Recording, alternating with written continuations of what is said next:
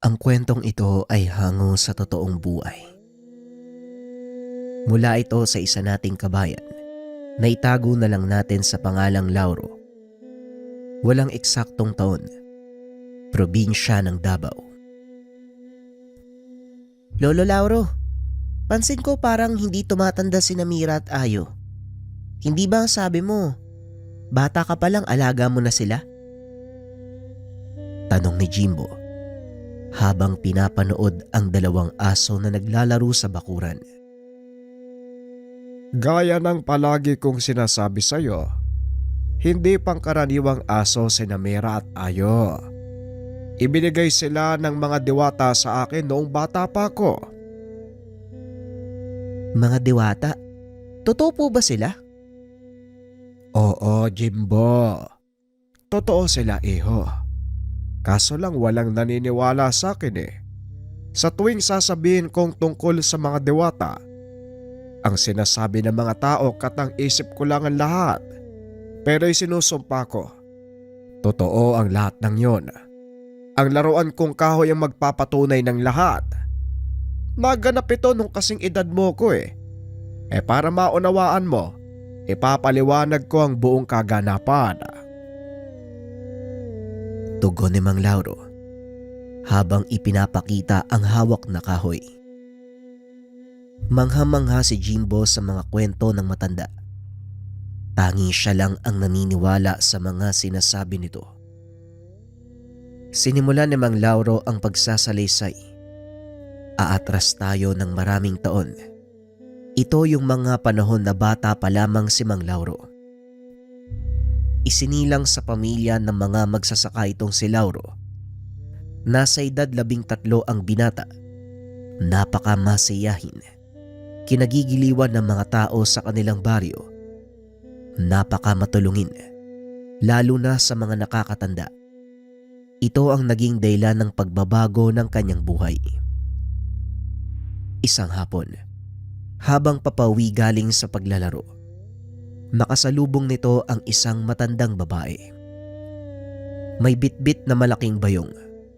Halatang nahihirapan sa kanyang dala. Nilapitan ni Lauro ang matanda at inalok ng tulong. Ale, mukhang mabigat yung dala mo ah. Saan mo ba dadali ng mga yan? Tanong ng batang Lauro. Dadalhin ko sana sa kabilang ibayo itong mga alaga kong tuta.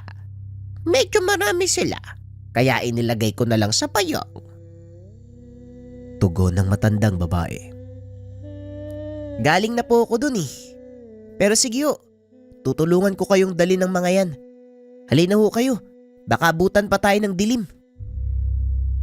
Wika ni Lauro. Hinatid niya ito hanggang sa tahanan. Matapos ay nagpaalam na ang binata na tutuloy sa pag-uwi. Ngunit ng palis na ito, biglang bumukas ang bayong at lumabas ang dalawa sa mga tuta. Purong itim ang kulay ng mga ito. Ang isa ay may asul na mata, samantalang ang isa naman ay pula. Tumakbo ang mga ito papunta sa kinakatayuan ni Lauro. Naupo sa harapan ng binata. Aba, tignan mo nga naman. Mukhang nagustuhan ka ng dalawang yan. Kung gusto mo, sayo na sila. Wika ng matandang babae. Napangiti si Lauro dahil matagal na nitong gusto ang magkaroon ng alagang aso. Talaga ho? Matagal ko nang gustong magkaroon ng alagang aso eh. Kaso nga lang, baka hindi ako payagan ni tatay. Huwag kang mag-alala. Pag nakita ng tatay mo ang mga tuta, siguradong hindi niya ito tatanggihan. Sige na, dalhin mo na ang mga yan. Baka gabihin ka pa. Nga pala, kunin mo ang kahoy na ito. Laruan niya ng mga tuta para hindi sila mapakot. Wika ng matandang babae. Masayang umalis si Lauro sa tahanan. Nagmamadaling umuwi. Pagdating sa tahanan, marahang pumasok ang binata. Sa kusina ito nagdaan para hindi mapansin sa ama. Ngunit lingid sa kalaman nito na inaantay siya ng matanda. Mukhang ginagabi ka ng uwi ah. Masyado kang nawiwilis sa paglalaro mo. Wika ni Mang Karte. Pasensya na po kayo, tay. May tinulungan ako matandang babae eh. Ganun ba? Ano naman yung tinatago mo sa likod mo? Tugon ng matanda. Biglang kinabahan si Lauro sa tanong ng ama. Wala po tay. Mga laruan lang po to. Wika ni Lauro. Sabay pakita ng kahoy na ibinigay ng matandang babae. Ayos na sana ang lahat. Kaso nga lang biglang kumahol ang isa sa mga tuta. Patingin nga ng laruan mo. Ngayon ko lang nalaman na may mga laruan palang kumakahol. Walang nagawa si Lauro kung hindi sabihin sa ama ang katotohanan. Inilabas nito ang dalawang tuta. Humingi ng tawad sa ama dahil sa pagsisinungaling. Pasensya na po kayo, tay. Hindi ako nagsabi ng totoo. Ibinigay po sila ng matandang babae, yung tinulungan ko ho. Wika ni Lauro. Hindi nito inasahan ang magiging sagot ng ama.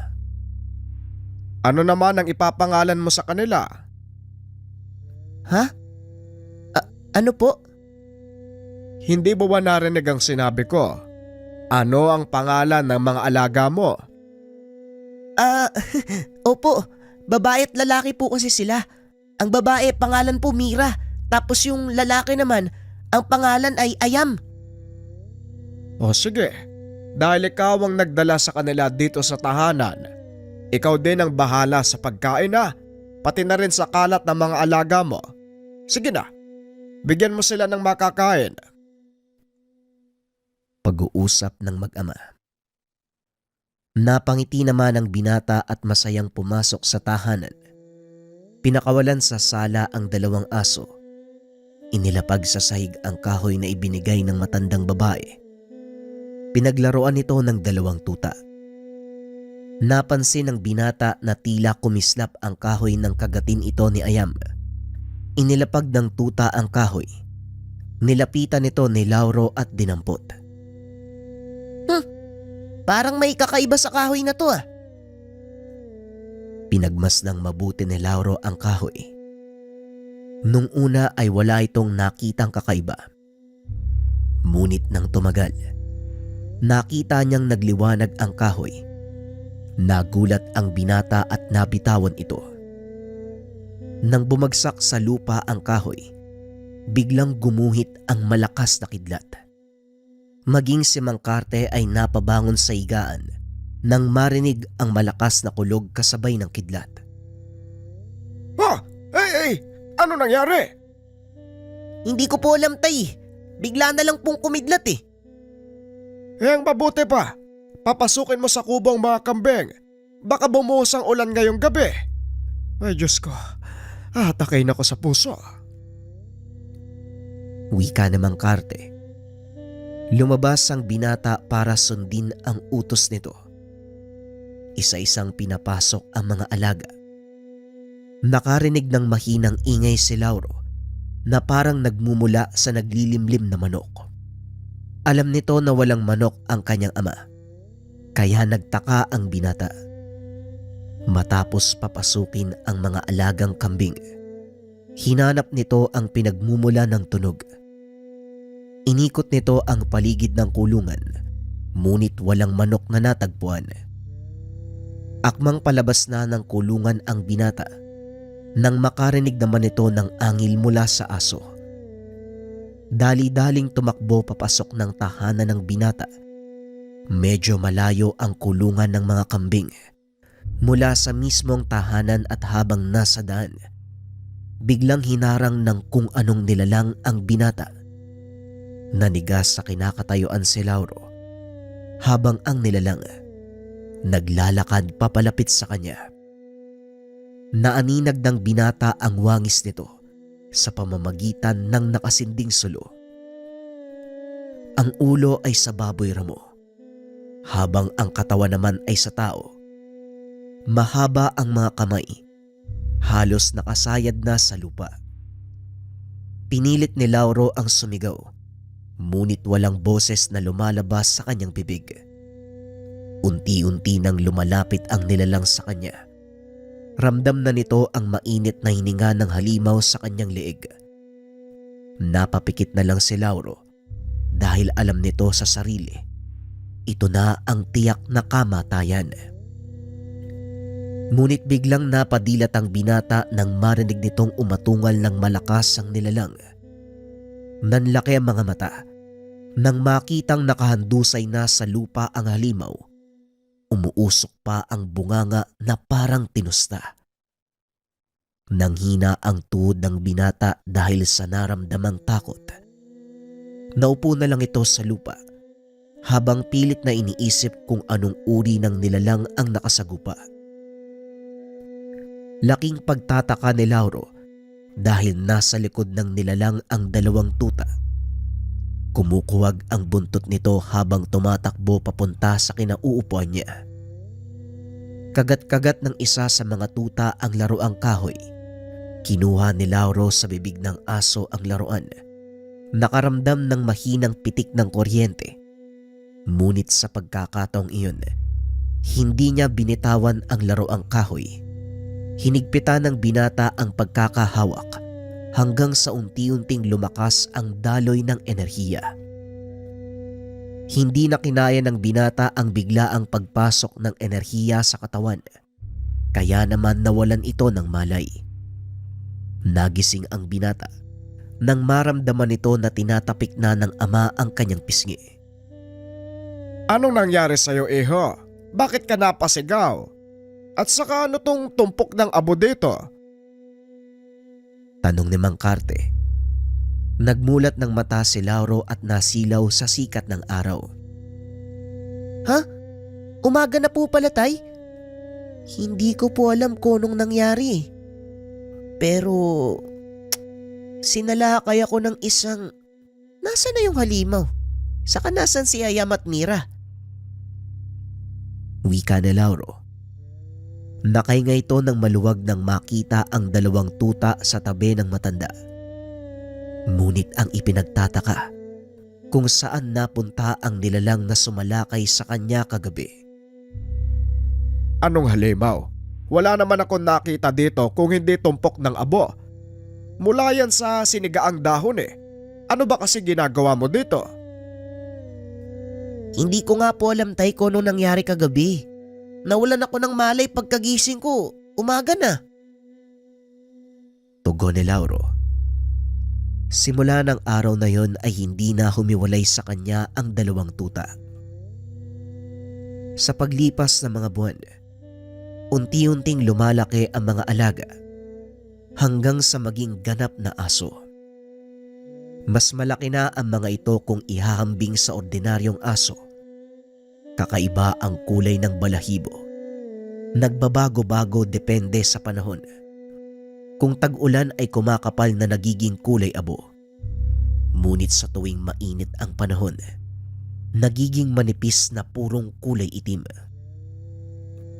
Sa tuwing papasok sa paaralan si Lauro ay sumusunod ang mga ito. Nag-aabang na lamang sa pintuan ng eskwelahan hanggang sa sumapit ang uwian. Dala-dala din ng binata ang laruang kahoy. Para sa oras na mabagot ang dalawa ay pinaglalaroan nila ito. Nakasanayan na ng mga tao ang dalawang alaga ng binata.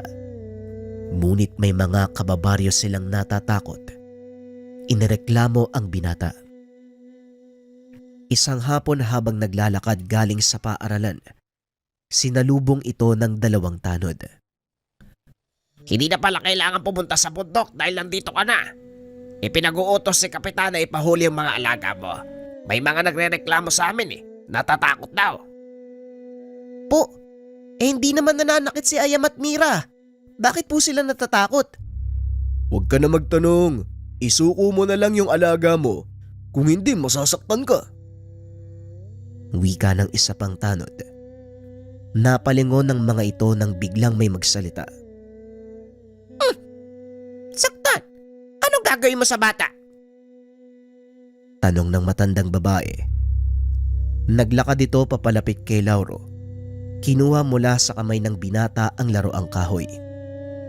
Huwag kang makialam dito, tanda. Hindi ako pumapatol sa mga gaya mo kaya tumabi ka. Muling wika ng isa sa mga tanod habang winawasiwas ang hawak nitong baston. Ganun pa. Pasensya niya. Pero pumapatol ako sa mas bata sa akin. Wika ng matanda. Nagalit ang mga tanod at sinugod ang matandang babae.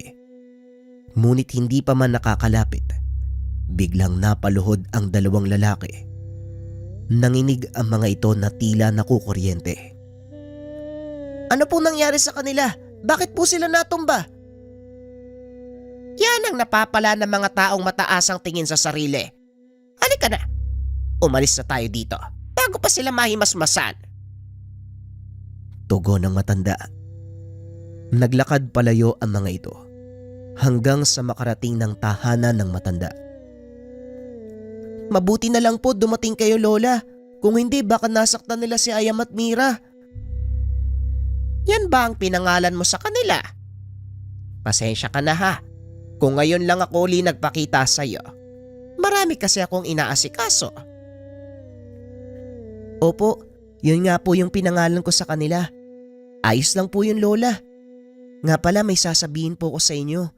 Pero matagal nang nangyari. Parang yun po yata yung unang araw na dumating yung mga aso sa akin. O sige, magkwento ka. Pero teka lang ha. Kukuha lang ako ng makakain. Paniguradong gutom ka. Pumasok ito sa tahanan. Kumuha ng makakain. Matapos ay naupo sa tabi ni Lauro. Matagal na tayong magkakilala. Pero hindi mo pa nasasabi ang pangalan mo. Oo nga po pala. Ako po si Lauro. Kayo din po, hindi ko po alam yung pangalan niyo eh. Tumawa ng malakas ang matanda. Maging siya ay hindi pa nagpapakilala. Ang pangalan ko ay Sedes. Eto, kumain ka muna. Nga pala, magkwento ka nga tungkol sa dalawa mong alaga. Pinaliwanag ng binata ang nangyari nang dumating ang dalawang tuta. Nangyari po yun nang pinapasok ko po yung mga kambing. May umatake po sa akin na nilalang. Hindi ko nga po alam kung saan nang galing pero kamuntikan na ako masakmal eh. Akala ko po mamamatay na ako. Pero pagdilat ko, nakita ko na lang na wala na yung halimaw. Tapos nandun na yung dalawang tuta. Dala-dala po nila yung laroang kahoy. Hinawakan ko po yun tapos nawalan ako ng malay. Hindi ko na po alam kung anong nangyari. Isang hindi kilalang nilalang ang sumalakay sa'yo. Ano ang itsura? Yung ulo po niya parang baboy. Tapos mahaba po yung kamay. Makapal po yung balahibo. Ang nilalang na humabol sa'yo, isang uri ng aswang. Siguro nga oras na para malaman mo ang katotohanan, Lauro. Pasensya ka na kung hindi ko sinabi sa'yo ano. Pero hindi pangkaraniwang aso ang dalawang yan. Sila ang mga gabay ng sandatang ito. Wika ng matandang si Sedes habang ipinapakita kay Lauro ang kahoy na laruan. Medyo natawa ang binata. Yan ho. Paano pong magiging sandata yung laro ang kahoy? Hawakan mo ang kahoy. Isipin mong mabuti ang nangyari bago ka mawalan ng malay. Tugon ni Aling Sedes. Sabay abot ng kahoy kay Lauro. Kinuha naman ito ng binata. Inisip kung ano ang nangyari ng mga sandaling iyon. Biglang naramdaman ng kuryenteng dumadaloy mula sa laruan papunta sa kanya.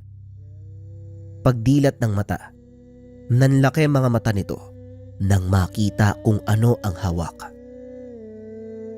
Siguro naman naniniwala ka na sa sinasabi ko. Ang tawag dito ay sepulkro. Isang uri ng sinaunang kahoy.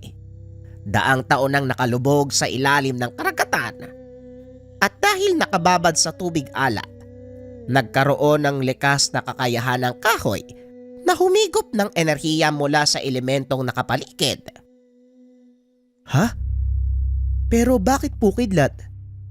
Kakaiba ang sepulkrong yan. Hindi pangkaraniwan. Tinamaan ito ng kidlat habang nasa dalampasigan. At sa tagal ng panahon, bumauna sa kaloob-looban nito ang pangil ng tumamang kidlat. Ito ang dahilan kung bakit may kakayahan ng kahoy na yan na maging sandata. Ito marahil ang hinahabol ng mga aswang at posibleng dahilan kung bakit kasi nalakay nang gabing dinala mo si Ayam at Mira sa iyong tahanan. Pagpapaliwanag ng matanda. Napalingon si Lauro sa dalawang aso. Kung ganun, paano naging gabay ng sandata yung dalawang tuta? Hindi ba ang sabi nyo? Hindi na ituloy ni Lauro ang sasabihin. Kagad nagsalita si Aling Cedes. Kung sinabi ko sa iyo ang katotohanan noon, hindi ka maniniwala. Kaya pinalabas ko na alaga ko silang dalawa. Pero ang katotohanan, nakatakda silang makasama mo simula nang ipanganak ka. Tugon ni Aling Cedes. Tumayo ito at naglakad papunta sa dalawang aso. Laking gulat ni Lauro nang biglang nagliwanag ang katawan ng matanda.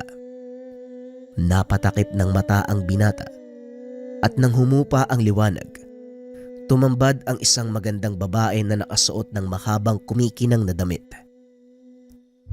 Teka, nasan si Aling Cedes? Sino ka? Ano ginawa mo sa kanya? Huminahon ka, Lauro. Si Aling Cedes at ako ay iisa. Matagal na kitang minamatyagan.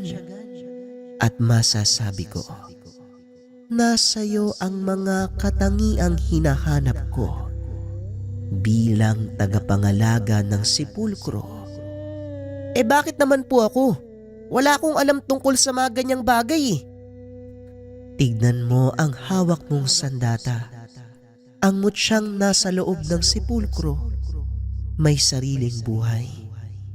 Marunong itong mamili ng kanyang magiging tagapangalaga at ikaw ang pinili nito. Maging ng dalawang gabay. Sa tingin mo, aksidente lang na naibigay mo ang kanilang mga pangalan? Si Ayam at Mira? Oo, Lauro. Yan ang totoong pangalan ng dalawang gabay ng sepulkro. Kailangan mo sila sa magiging misyon mo. Ito ang buhay na nakatadhana sa iyo. Kaya yakapin mo ng buo at gampanan ang tungkulin na nakaatang sa iyo. Pero paano ko po yan gagawin? Wala naman po akong alam. Hayaan mong ang sandata ang maging guro mo. Kung sakali ba, magkikita pa tayo, marami pa akong itatanong eh. At alam ko ikaw lang yung makakasagot ng mga yan. Palaging nandyan si Aling Cedes para sa'yo. Mag-iingat ka. Gabayan ka nawa ng may likha. Pag-uusap ng dalawa. Matapos ay naglaho ang magandang babae. Maging si Aling Cedes ay hindi na rin nakita ng binata.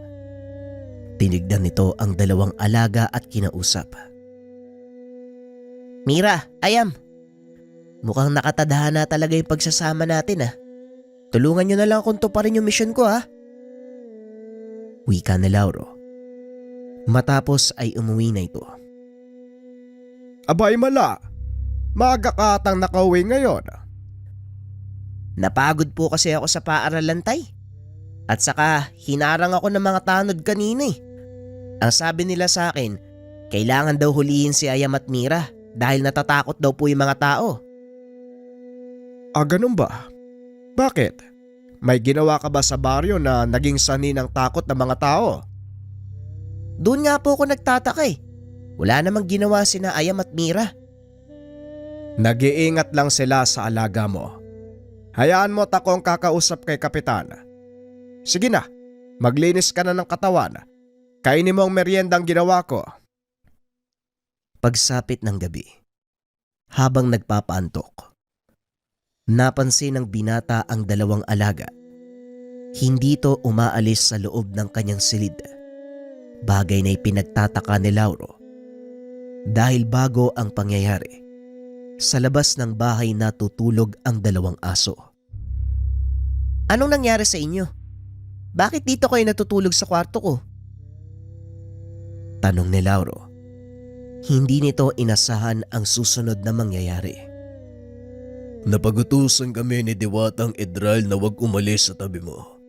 Dahil maraming masamang elemento naghahangad ng kapangyarihang meron ka. Tugon ni Ayam. Napabangon sa higaan si Lauro. Tinignan ng mga alaga.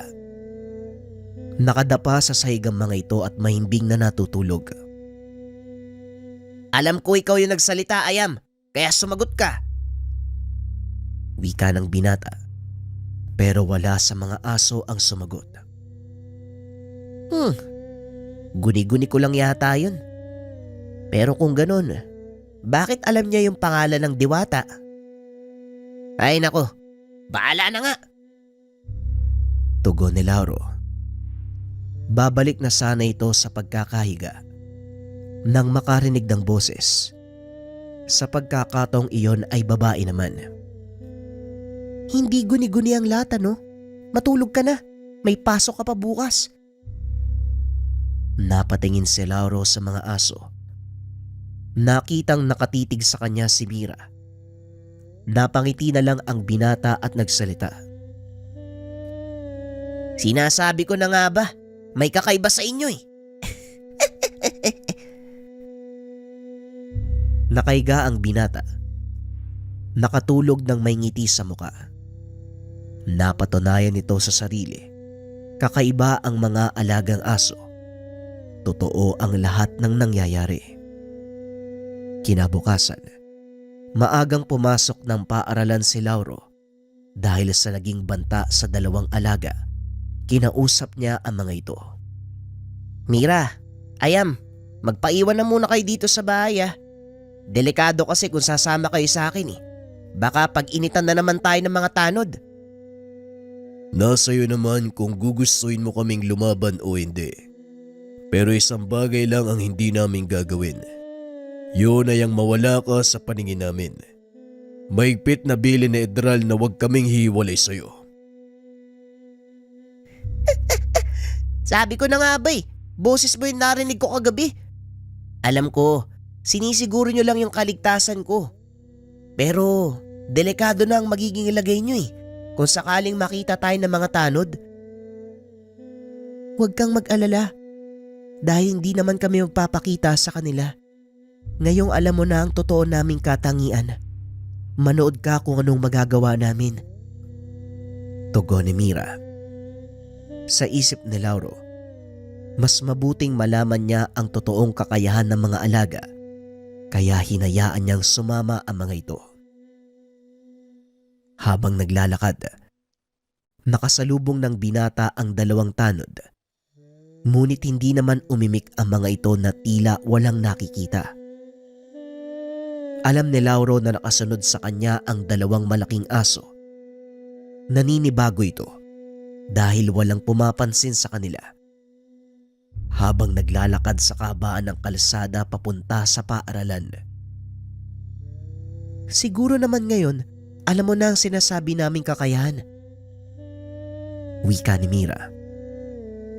Napansin ko hindi kayo nakita ng dalawang tanod ah. Anong ginawa nyo? Ang tawag sa kakayahan na yon ay sabulag. Nawawala kami sa paningin ng mga pangkaraniwang tao, pero nakikita mo kami at nararamdaman. Pangkaraniwang kakayahan lang namin ng sabulag. Mas marami pa kami magagawa. Pero syempre, nakadepende yon sa sitwasyon. Hindi namin pwedeng gamitin ang mga kakayahan sa walang kwentang bagay. Maintindihan ko naman ang mga sinasabi nyo. Medyo naninibago lang ako sa mga nangyayari. Pero masasanay din siguro ako pagtagal. Wika ni Lauro. Normal na araw lang ito para kay Lauro. Matapos ang klase ay kaagad siyang umuwi. Tila nawala din sa isip ng binata ang paglalaro. Unti-unting nagbago ang pananaw ni Lauro sa buhay. Maging si Mang Karte, napapansin ang pagbabagong ito. Himala, hindi ka yata ginagabi sa paglalaro. Anong nakain mo? Naisip ko kasi na mas marami akong dapat gawin dito sa bahay. Gaya na lang ng pagpapakain ng mga kambing. Kaya ko naman pong gawin yun, kaya hindi ko na inaasa sa inyo. Aba ayos ah. Talagang nasa wastong gulang na ang pag-iisip mo. Maganda yan anak, ipagpatuloy mo lang.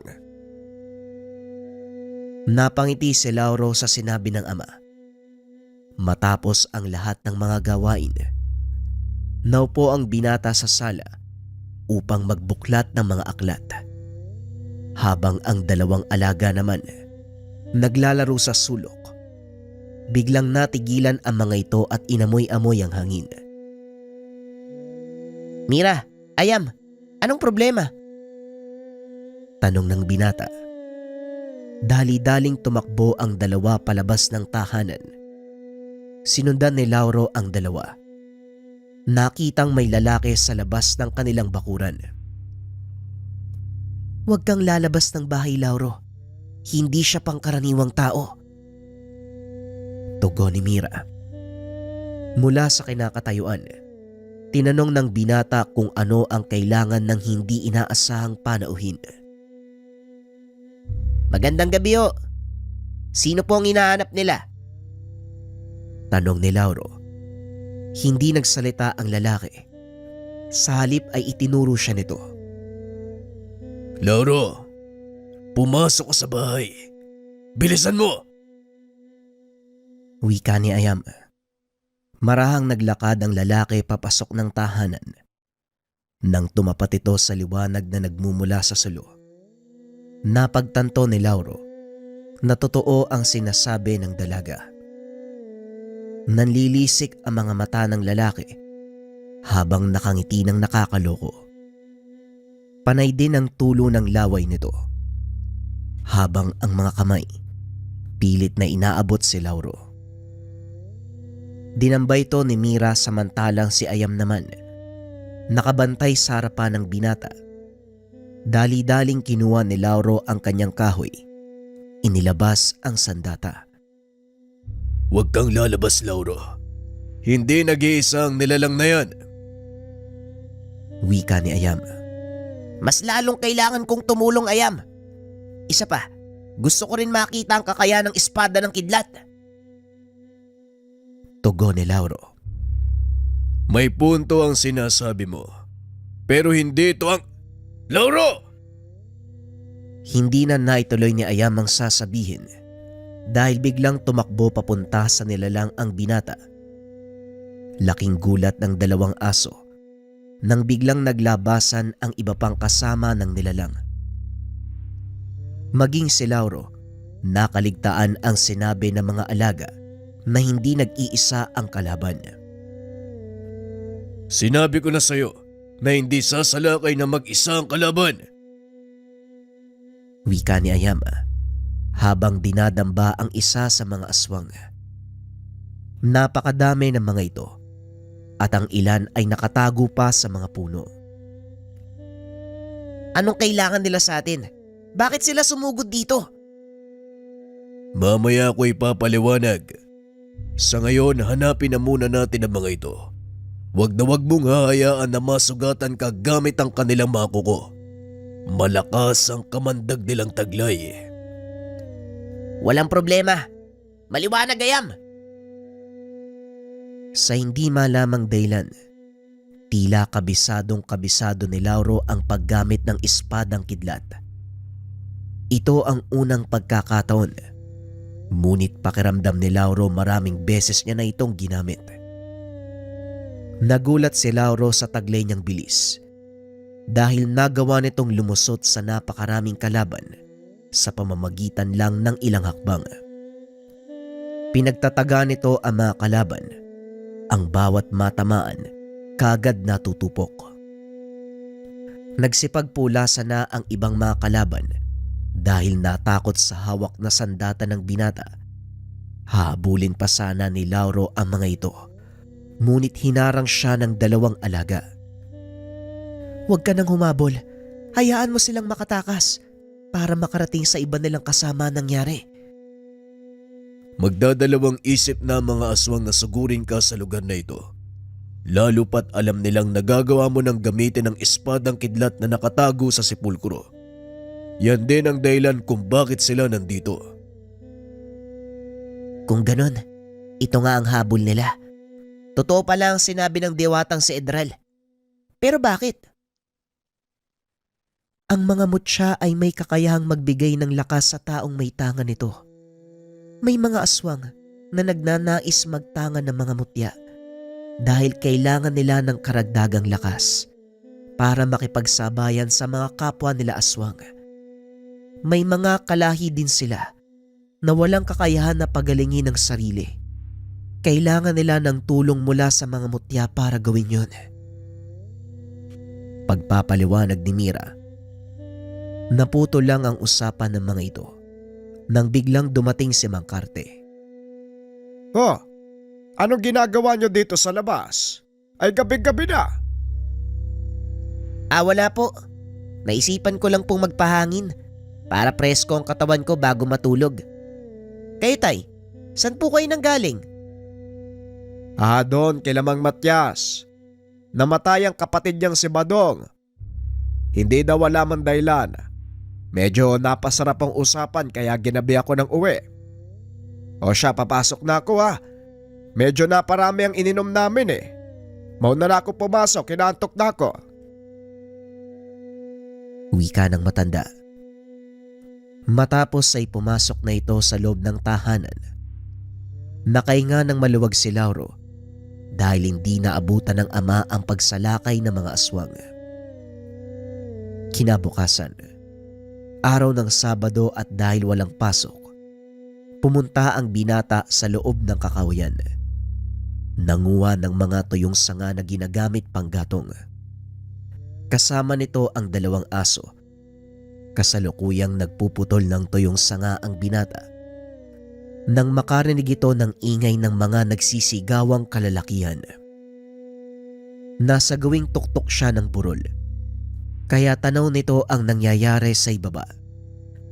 Nakita ni Lauro ang mga kalalakihan na tila may kung anong hinahabol. Inabangan nito ang mangyayari. Nagulat ang binata nang makita kung ano ang tinutugis nila. "Si Aling Sedes yun ah. Halika, tulungan natin siya!" Wika ni Lauro. Matapos ay tumakbo ito pababa ng burol. Hindi na nagawang pigilan ng dalawang aso. Nang makita ng mga kalalakihan ang binata ay napahinto ang mga ito. "Hoy, ikaw na naman. Huwag kang makialam kung ayaw mo masaktan ha." "Sandali lang po. Ano po bang kasalanan ng matanda sa inyo? Bakit niyo siya hinahabol?" Tanong ni Lauro. Bumunot ng baril ang lalaki at tinutok sa kanya. "Sinabi ko nang huwag kang makikialam eh. Sa oras na makatakas ang aswang na yun, ikaw ang malilintikan sa amin." Tugon ng lalaki. Kinausap naman ito ng isa sa mga kasama. "Manong Tonyo, makakatakas na yung matanda. Hayaan mo na yung batang yan." Wika ng isa sa mga lalaki. Hinabol ng mga kasama nila si Aling Sedes. Ngunit lingid sa kaalaman ng mga ito, nakasama na ng matanda ang dalawang alaga ni Lauro. "Magpaiwan ka, Pablo. Kakailanganin ko ang tulong mo dito. Hindi natin sila pwedeng hayaan dahil nakita at narinig nila ang pangalan natin." Tugon ng lalaki na nagngangalang Tonyo. Nilapitan nito ang binata at takmang hahawakan na. Laking gulat ng kasama nito dahil biglang tumilapon si Tonyo. "Manong, anong nangyari?" "Malakas na kuryente. May mataas na uri ng depensa ang binatang to, Pablo. Mag-iingat ka. Siguro kasama yan ng matanda eh." "Pasensya na dahil hindi ko kayo hahayaan na saktan ng matandang yun. At sa oras na ito malamang gutay-gutay na ang katawan ng mga kasama nyo." Wika ni Lauro. Narinig nitong nagsigawan ang mga kasama. Sinundan pa ng putok ng baril. Anong ginawa mo sa kanila? Ha? Magsalita ka! Wala akong ginawa sa kanila, pero hindi ko alam sa mga alaga ko. At kung hindi kayo makikinig sa akin, baka yun din ang kapalarang sapitin nyo.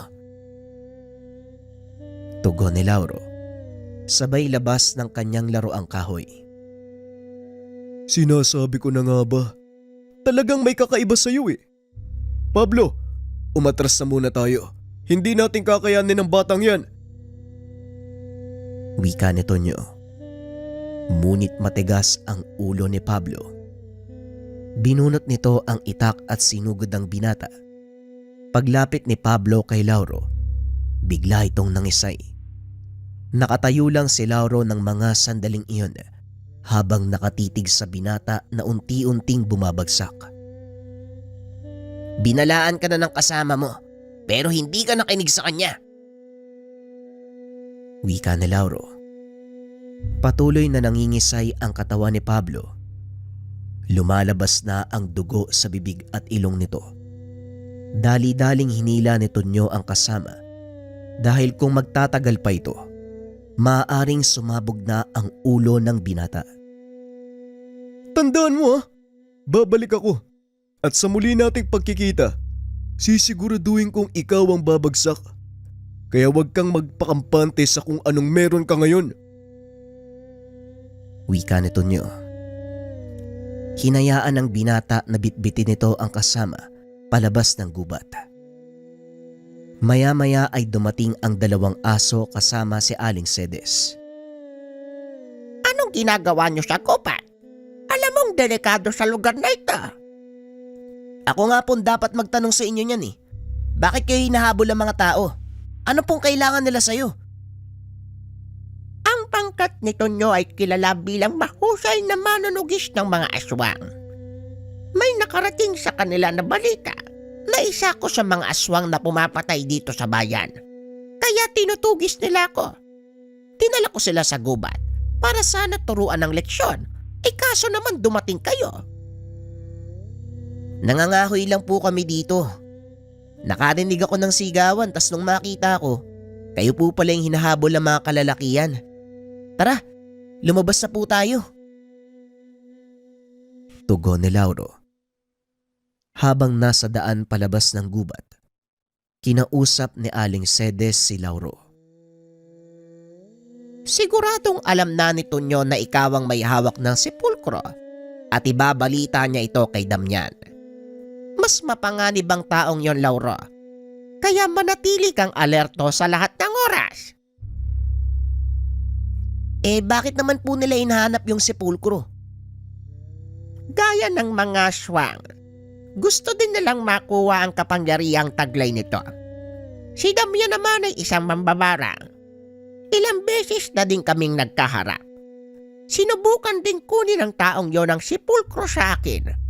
Pero nabigo siya dahil dumating si Mira at Ayam. Oo nga pala. Hindi nyo pa naibahagi sa akin kung saan nanggaling si Mira at Ayam. Si Mira at Ayam ay nagmula sa kanilang dimensyon. Tinawag sila ng sepulkro upang maging gabay.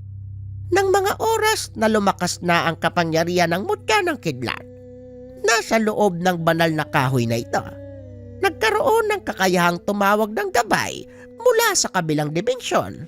Yun ay ang dalawa mong alaga. Pagpapaliwanag ni Aling Sedes. Nang makarating sila sa gilid ng daan, nagpaalam si Aling Sedes dahil hindi na ito maaaring magpakita sa mga tao. Kailan naman ho tayo magkikita uli, Aling Sedes? Maaring hindi na, Lauro. Delikado para sa akin na magpakita sa mga tao. Marahil sa mga sandaling ito, laganap na sa mga manunugisang nangyari. Maaari ding manganib ang buhay mo. Pero huwag kang mag-alala dahil nariyan si Mira at Ayam na magtatanggol sa iyo. Alam ko naman po yun, Aling Sedes. Huwag po kayo mag-alala. Kung tama ang sinabi niyo noon, kusang lalabas ang kakayahan ng sandata kapag nasa panganib na ang buhay ko. Poprotektahan ka ng sandata at ng mga gabay nito hanggang sa araw na magawa mo ang iyong misyon. Palagi mong tatandaan na huwag itong gagamitin sa ikakapahamak ng iba. Isaalang-alang palagi ang kapakanan ng nakararami. Sige na, bumalik ka na sa iyong tahanan. Wika ni Aling Cedes. Matapos ay naging usok ang katawan nito. Tuluyang naglaho sa hangin. Nalungkot si Lauro dahil maaaring hindi na sila magkita ng matanda. Ngunit ganun pa man, kahit papano ay may mga alaala itong naiwan sa kanya. Pagdating sa tahanan, nakita ni Lauro na may kausap na 2 lalaki ang kanyang ama. Marahan itong lumapit. Narinig na may hinahanap ang mga ito. 2 malaking itim na aso. Sino kaya yung mga taong yan? Bakit nila kayo hinahanap? Naaamoy ko sa kanila si Tonyo. May isa pa akong presensyang nararamdaman eh. Mula sa malakas sa bertude. Mag-iingat ka, Lauro. Hindi sila pangkaraniwang tao. Maraming salamat, Mira. Ang mabuti pa, lapitan natin sila. Nang makalapit ito, narinig niya ang sinabi ng isa sa mga lalaki. Kung sakaling makita niyo ang asong sinasabi ko, ipagbigay alam niyo kay Kapitan. Siya na ang bahala magparating sa amin. Maraming salamat. Matapos kausapin si Mang Carte, umalis na ang mga ito. Kinuha ni Lauro ang pagkakataon para kausapin ang ama. Hinahanap ng mga lalaking yon ang alaga mo. Saan ba kayo nanggaling? At ano ang ginawa niyong kalokohan? Sa gubat po, tay. Nanguha kami ng mga panggatong eh. Wala pong ginawa ang mga alaga ko. Kasama ko sila buong araw. Nakausap ko na si Kapitan tungkol dito. Ang akala ko'y ayos na ang lahat. Pero nagpapadala pa rin siya sa mga tao para ipahuli si Mira at Ayam. Ano ba kasing meron dyan sa mga alaga mo at maraming tao ang nag-aangad? Naiinggit lang po sila, tay. Hayaan na po ninyo. Magsasawa din ang mga yan sa paghabol sa mga alaga ko. Wika ni Lauro. Ilang araw ang nakalipas matapos ang kaganapan. Palagi nang may nagtatanong sa matanda tungkol sa 2 aso. Hanggang isang hapon, papawi ito galing sa paaralan. Isang lalaki ang nakasalubong ni Lauro. Mawalang galang na sa'yo, iyo. May nakita ka bang 2 malaking aso sa lugar na ito? Ang sabi kasi ng mga taga-baryo, madalas silang makita ang mga yon sa lugar. Nagbabaka sakali kung may alam ka. Marami pong malaking itim na aso dito eh. Kaya hindi po ako sigurado kung ano yung hinahanap nyo. Ganun ba? May malaking pabuya sa akin ang taong makakapagturo sa kinaroroonan nila. Baka sakaling makita mo, ipagbigay alam mo kay Kapitan. Sige ho, mauna na ho ako. Akmang aalis na sana ito nang mapansin ng lalaki ang hawak niyang kahoy. Teka, sandali. Maganda yung kahoy na hawak mo ah. Pwede ko bang tignan? Ay naku, wala lang po to. Laruan ko lang po yan. Mauna na po ako ah. Naantay na ako ng tatay ko eh. Nako, sayang naman. Gusto ko sanang bilhin ang laruan mo. Wika ng lalaki. Pinagmasdang mabuti ni Lauro ang wangis nito.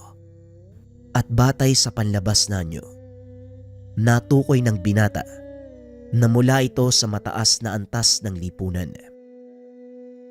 Pasensya na ho kayo, pero hindi ko po pinagbibili yung laruan ko eh. Mauna na po ako ha. Tugon ni Lauro, sabay lakad palayo sa lalaki. Napansin nito na wala sa tabi ang mga alaga. Nang makalayo sa lugar, muling nagpakita ang mga ito. Lauro, naaamoy ko sa kanya si Tonyo. Pamilyar din ang sanyo ng taong yun. Masama din ang kutob ko sa kanya. Halika na, baka may nangyaring masama kay tatay. Galing siya sa direksyon ng bahay natin eh. Tugon ni Lauro. Dali-daling tumakbo si Ayam para siguraduhing ligtas ang matanda. Pagdating nito sa tahanan, nakahinga ng maluwag ang binata dahil nakitang nagwawalis sa bakuran ang ama. Nakasalubong mo ba yung lalaki kanina? Mukhang mayaman. Magara ang kasuotan. Opo tay, nakasalubong ko po siya. Nagtanong tungkol kina Mira at Ayam eh. Dumaan din ba siya dito? Oo. Pero hindi ako kinausap eh. Huminto lang siya sa harap ng bahay tapos tumingin sandali. Umalis din eh. Lalapitan ko pa nga sana. Kaso hindi naman ako pinansin kaya hinayaan ko na lang. Wika namang Karte. Wala itong alam sa mga nangyayari. Kaya hinayaan na lang ng binata na walang alam ang ama. Sa ganung paraan alam niyang ligtas ito. Laban sa mga taong naghahanap sa kanya. Matapos kausapin ang ama, pumunta si Lauro sa mga kambing at doon kinausap ang dalawang alaga. Kailangan nating ilayo sa bahay ang mga taong naghahanap sa atin. Kung hindi baka madamay si tatay. Wala siyang alam sa mga nangyayari. Yan din ang nasa isip ko, Lauro. Delikado ang kalagayan ng tatay mo kung sakaling sumugod sila dito. Paano natin gagawin yun? Hindi natin alam kung kailan sasalakay ang mga kalaban. Tama si Ayam. Wala akong ideya sa mga plano nila at paniguradong bigla na lang silang darating.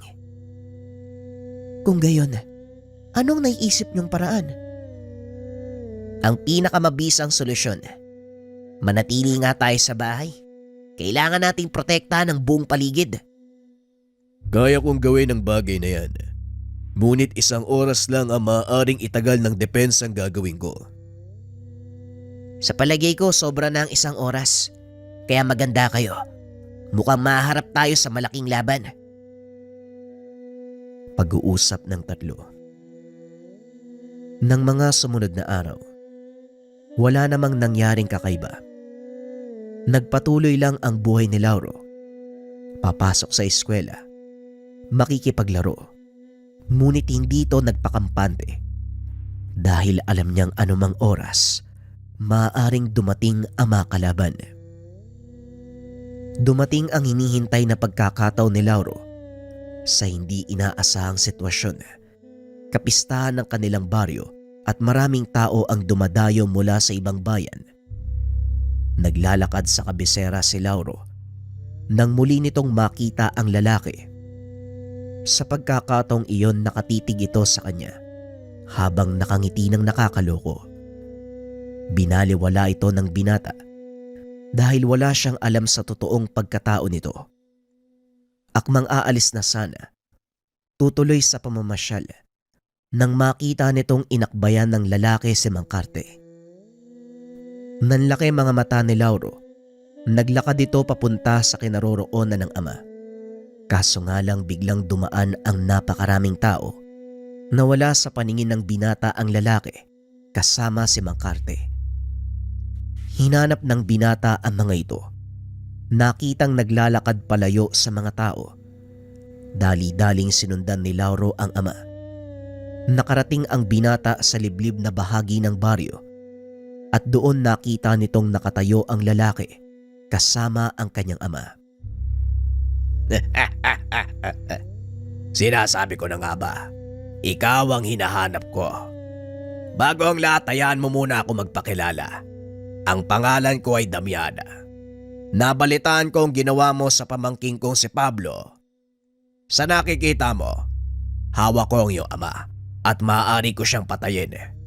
Pero nasa iyo ang desisyon kung anong pagpipilian mo. Buhay ng iyong ama o ang sepulkro. Nagpakita ang 2 aso sa tabi ni Lauro. Lalong natuwa si Damiana. Tumawa ng malakas habang itinuturo ang mga ito. Laura, Anong nangyayari? Anong kinalaman mo dito? Tumahimik ka, tanda. Kung ayaw mong mapaaga ang kamatayan mo. Bitawan mo ang tatay ko kung ayaw mong samain ka. Wika ni Lauro. Inilabas ang kanyang sandata. Ang sepulkrong kidlat. Ibigay mo sa akin ang sandatang yan kung gusto mong mabuhay ang iyong ama. Hindi ko nauulitin ang sinabi ko. Kung ayaw mong samain, bitawan mo ang tatay ko. Wala ka sa sitwasyon para magbanta. Pag-isipan mong mabuti ang sinasabi ko kung mahalaga sa iyo ang buhay ng matandang ito. Napaisip si Lauro. Naalala ang plano. Sige, papayag ako. Pero wala sa akin ang sepulkro. Kaya ko lang gamitin ang kapangyarihan nito kahit malayo sa akin. Itinago ko sa bayang sandata. Kung gusto mong makuha, sumunod ka sa akin. Huwag mong bilugin ang ulo ko. Hindi mo ako maloloko. Bahala ka kung ayaw mong maniwala. Pero kung interesado ka, sundan mo ako sa tahanan. Wika ni Lauro. Matapos ay naglakad ito palayo. Tiniis nito ang ama. Kahit anong pagmamakaawa ng matanda. Pagdating sa tahanan, tumayo si Lauro sa bakuran habang hawak ang sepulkro.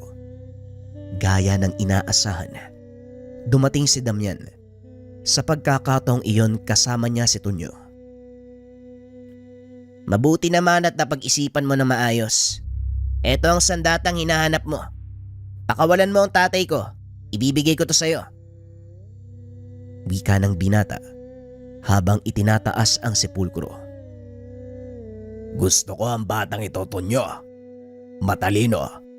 Magaling makipagnegosasyon. Pero sa tingin mo kakagatin ko ang patibong mo. Nagkakamali ka. Tugon ni Damian. Naglabas ito ng patalim. Akmang sasaksakin si Mang Karte nang biglang bumulusok ang malakas na kidlat. Nagulat ito sa lakas ng pagkakatama sa lupa. Tumilapon papalayo.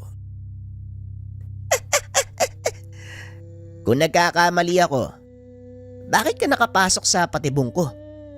Tignan mo ang kapaligiran, Damian. Kayong dalawa lang ni Tonyong nandito. Hindi maaaring pumasok ang mga alagad mo. Balot ng depensa ang paligid, kaya hindi ka rin makakalabas. Kung ako sa'yo, bibitawan ko na ang punyal na yan. Napapaligiran ka ng pader na gawa sa kidlat. Sabi ng guru ko, hinahabol ng kuryente ang anumang gawa sa bakal. Wika ni Lauro. Dali-daling hinagis si Damian ng punyal. Mabuti na lang at sinabi mo sa akin. Ngayon tignan mo at kilalanin kung sino ang kinakalaban mo. Tugon ni Damian. Pinaglapat nito ang kanyang kamay. Tila nagdarasal. Naglabasan ang mga kulisap sa lupa. Gumapang ang mga ito papunta kay Mang Karte at kinuyog ang matanda. Ako na ang bahala sa iyong ama. Harapin niyo ni Mira ang taong yan. Wika ni Ayam. Tumakbo ito papunta sa matanda. Nagliliwanag ang buntot at mga mata. Biglang tumama sa aso ang kidlat na mula sa kalangitan. Tumawid ito papunta kay Mang Karte. Natupok ang lahat ng mga insektong nakabalot sa matanda. Nawalan ito ng malay. Kaya naman mabilis itong hinatak ni Ayam palayo. Pakialam merong aso. Huwag mong galawin ang biyag ko. Tugon ni Damian. Akmang aatake sana ito kay Ayam nang biglang sumugod si Mira. Ako ang harapin mo! Wika ng babaeng aso. Kagaya ng ginawa ni Ayam, kumuha din ito ng lakas mula sa kidlat.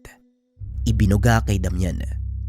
Ngunit nagawa itong sanggain ng mambabarang gamit ang ugat ng mga puno sa paligid. Ibinaba nito ang ginawang pananggalang at nang tumingin sa kinaroroonan ni Lauro ay wala na ito. Sinong hinahanap mo dyan, Damian? Ha! Nandito ako! Inundayan niya ang kalaban, ngunit humarang si Tonyo. Hindi ganun kadali ang gusto mo. Dadaan ka muna sa akin bago mo mapatay si Damian. Wika ni Tonyo habang hawak ang kamay ni Lauro. Magaling, Tonyo. May pakinabang ka din pala. Sige na, ikaw nang bahala sa mga yan. At gagawan ko ng paraan kung paano makakapasok ang ating mga tauhan. Tugon ni Damian. Nag-usal ito ng mga dasal at pilit sinisira ang ginawang depensa ni Ayam. Kailangan mong magmadali, Lauro. Anumang oras maaaring masira ang depensa. Wika ni Ayam. Itinulak ng binata si Tonyo gamit ang espadang gawa sa kidlat. Pinugutan niya ang ulo at nilingon si Damian. Damian, hindi ba ito yung gusto mo? Bakit hindi mo saluin? Wika ni Lauro. Sabay hagis ng hawak na sepulkro paitaas. Nagkumahog si Damian na saluin ito. Ngunit lingid sa kaalaman ng mambabarang na yon ang pinakamalaking pagkakamali. Malapit nang mahawakan ng mambabarang ang sepulkro nang bigla itong tinamaan ng kidlat. Lumabas ang espada mula sa kahoy at direktang tumama sa kanyang katawan. Nagliwanag ang buong paligid. Nasipat ni Lauro na unti-unting natutupok ng puting apoy ang katawan ng mambabarang. Sumisigaw ito. Pilit inaapula ang apoy. Ngunit kahit na tumalon pa siya sa sapa, hindi namatay ang puting apoy. Natupok ang katawan ni Damian sa ilalim ng sapa. Matapos ang kaganapan, nagising si Mang Karte. Gamit ang pambihirang kakayahan ni Mira, binura ang alaala ng matanda tungkol sa pangyayari mula umpisa hanggang sa matapos ang laban. Balik tayo sa kasalukuyang panahon. Nang mga oras na ito, patuloy pa rin sa pakikinig si Jimbo sa kwento ng kanyang lolo Lauro. Ang galing naman po nun, Lolo. Ano pong nangyari pagkatapos ng laban? Hindi na bumalik ang mga Alipores sa Damian. Nang matalo namin silang dalawa ni Tonyo, nagsipagtakbuhan na ang mga aswang at tauhan nila palayo. Simula noon, hindi na namin sila nakita sa baryo. Yung sepulkro po, nasan? Yumuko ang matanda at inutusan si Jimbo na damputin ang kanyang tungkod. Inabot naman ito ng binata. Laking gulat nito dahil nang hawakan ni Mang Lauro ang kahoy, biglang lumapit si Mira at Ayam. Napangiti na lang ang binata dahil napatunayan nito na totoo ang kwento ng kanyang lolo Lauro. Ganun pa man, itinago ng binata ang lihim ng matanda hanggang sa dumating ang araw ng pamamaalam. Naiwan sa pangalaga ni Jimbo ang dalawang aso, maging ang tungkod ng kanyang lolo Lauro. Kabilin-bilina ng matanda na wag itong ihiwalay sa kanyang tabi. Sinunod ng binata ang kahilingan ng matanda at dito niya nalaman ang dahilan. Ang mismong tungkod na yon, walang iba kung hindi ang pinaka-iniingatang sandata ni Lauro, ang kahoy ng kidlat o mas kilala na sepulkrong kidlat.